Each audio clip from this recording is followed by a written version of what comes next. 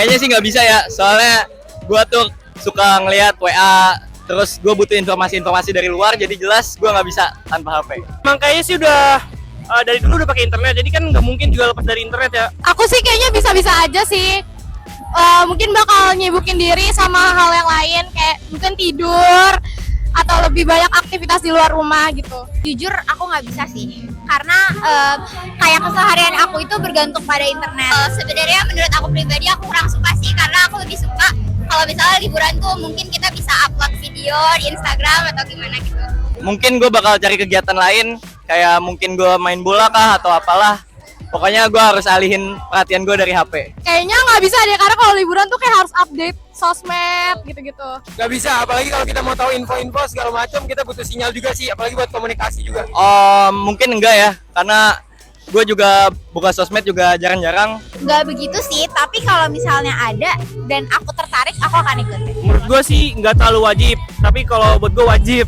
Enggak ya, karena menurut gue liburan itu harus lu nikmatin gitu. Kalau misalkan dikit-dikit lu posting, buat gue sih enggak. Tergantung perginya kemana, nggak harus semuanya pergi kita update sih, tapi tergantung kalau misalnya lagi bagus tempatnya di-upload. Kalau gue lebih suka chat. Telepon. Chat. Jadi aku lebih prefer chat sih ketimbang telepon. Aku lebih suka telepon.